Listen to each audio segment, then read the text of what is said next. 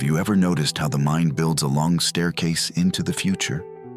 If I pass that exam, if I buy that car, if I move to that city, if I marry that person, if, then I'll finally feel alive. And yet, in the quiet of the night, another voice appears gentle, almost shy. What if aliveness isn't there? What if it's here waiting for me to notice? Today, we're not chasing the next step. We're learning gratitude as a way of seeing, a way of coming home. Rumi echoes an ancient teaching. We all carry a false self, a mental self built out of identification with thoughts, roles, successes, and fears. This false self can't live in the present. It survives on plans. It sketches blueprints called mental order. 2 years from now, I'll pass the big exam, then I'll be somebody. If I sell this car and buy that one, then life will finally make sense. When I move countries, my heart will be at peace. The mental order is clever. It promises hope to a self that feels cut off from life in this moment. It whispers, "You can't be alive here, be alive later." But life belongs to now, and the false self cannot enter now. So it builds a palace in the future and calls it salvation. What we call bad events are often life's corrective hands, a wake-up from a dream. It's not punishment, it's reality knocking. Imagine dreaming that you bought a house, earned a title, solved every problem, then a friend shakes you awake. The dream vanishes, not to harm you, but to bring you back to real breath, a real body, a real sky at the window. In the same way, when harsh winds disrupt the mind's perfect order, something deeper might be happening. Life saying, "Wake up, beloved." Your wholeness is not at the end of that timeline. There is a softer truth beneath the mental noise. You are not the plan. Before any identity formed, before the first comparison, before the first "I am this," there was a spacious presence awake, aware, simple. Call it your true self. Call it presence. Call it the light Rumi sings of. Rumi hints, you were breathed into this world from an endless source. You didn't petition the morning for sunlight, nor negotiate with your heart to keep beating. The greatest gifts arrived unasked. This is gratitude at its root, not a performance, but a recognition. Most of what keeps me alive has always been given. Rumi offers a powerful image. 2 sowings. The first sowing planted by life itself was placed within you before your body even formed. It holds your innate clarity, love, courage, creativity, and a quiet trust in existence. It is already there. The second sowing planted by the false self is the constant scattering of seeds on the surface. I will be whole when it tries to cultivate worth from comparison, safety from control, and joy from accumulation. Rumi's counsel is simple and radical. Nurture the first sowing. The second can never bear the fruit you crave. Consider this image. A beggar sits under a tree, praying for gold while holding a golden bowl. The more he begs, the more he forgets what is already in his hands. That beggar is the mental self. The golden bowl is the true self. Every time we obsessively ask life for assurance, we are asking from scarcity eyes turned outward, heart turned outward, forgetting the luminous bowl we're holding. Awareness itself, the capacity to love, the breath that keeps arriving like a gift.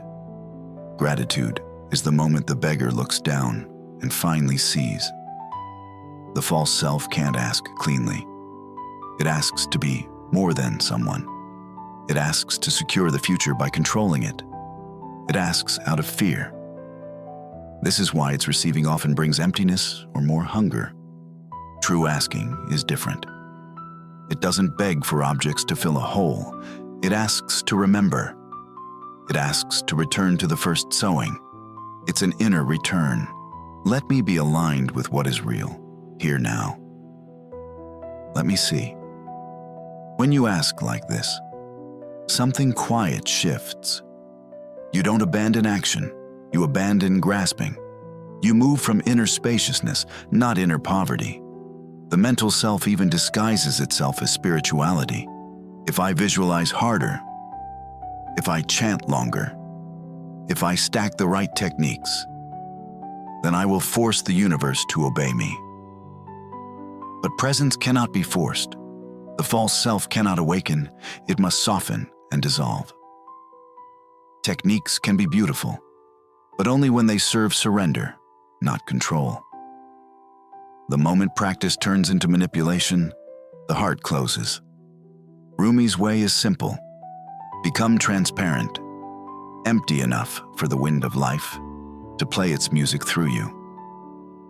Let's make gratitude practical. Not a list you check off, but a shift in seeing that opens inner spaciousness. Breathe and name the given. This breath is given. This moment is given. Release comparison. When the impulse to compare arises, whisper, "May they be blessed. I am already whole." Undo the timeline spell. When the mind says, "I'll be alive when," gently return, "Aliveness is here." Return the attention. Each time you catch yourself scattered in plans, place a hand on your heart or your belly and feel the warm presence of being. Gratitude is what remains when the grasping pauses. Surrender is not defeat. It's trust. It's the choice to stop bargaining with life and start partnering with it. You stop dictating from the doorway, and you step inside the house you've always owned. In surrender, asking becomes simple. Let what is true move through me. Let me see the first sowing and tend it with care.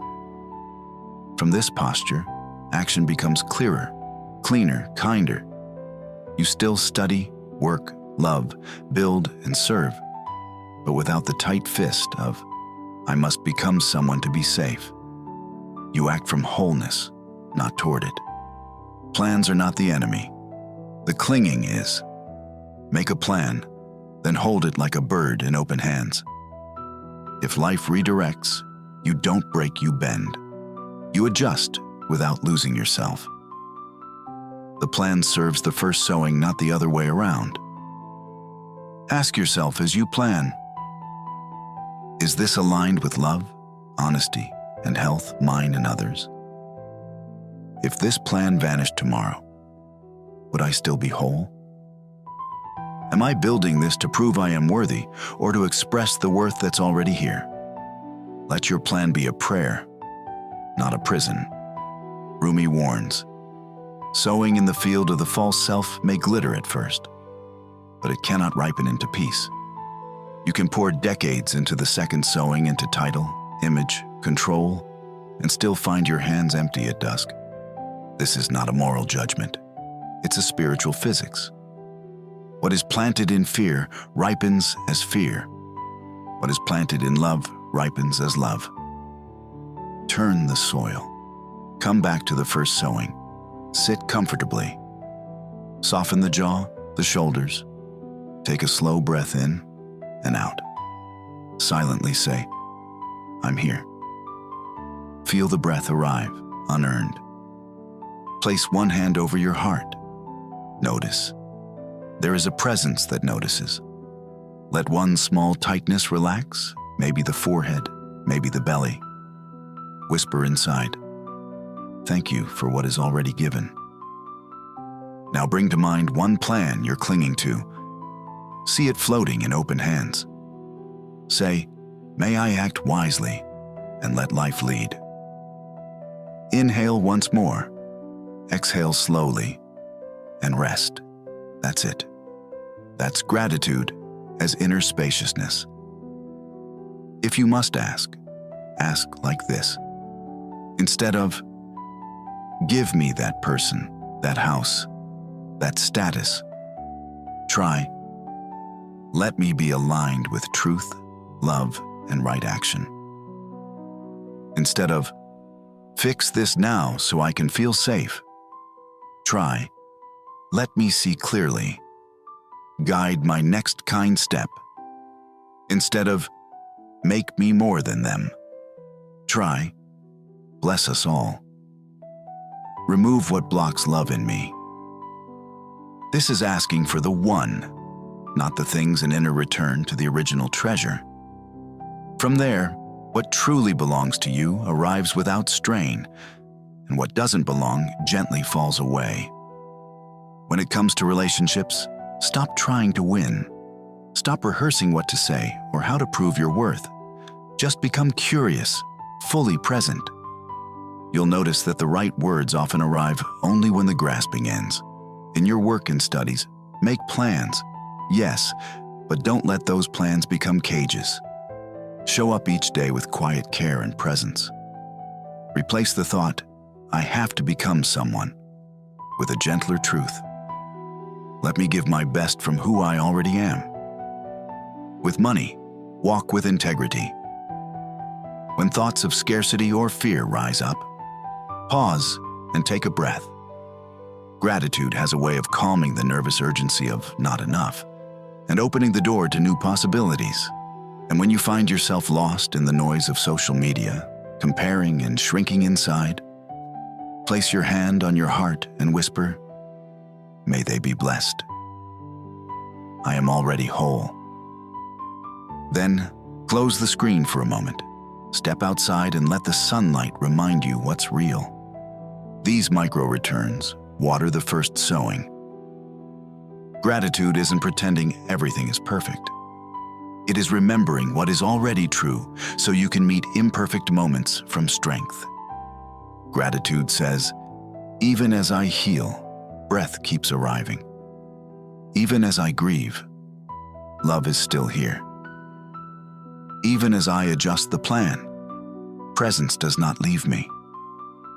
From here, the false self loses its throne. The timeline loosens. The next step reveals itself. Beloved friend, the mind's mental order will always try to seduce you into a later life. But the doorway to a living, breathing, luminous life is here. Tonight, tend the first sowing. Let gratitude be your lamp. Let surrender be your doorway. Let inner spaciousness be your home. May you be guided from within. May your plans serve love and your actions spring from presence. May the treasure already planted in you rise, ripen, and overflow. For your joy and for the good of all. If this teaching nourished you, take a minute to breathe and whisper a quiet thank you to the life moving you. If you'd like more Rumi-inspired sessions on identification, surrender, and the inner return, subscribe and share this with someone who needs gentleness today.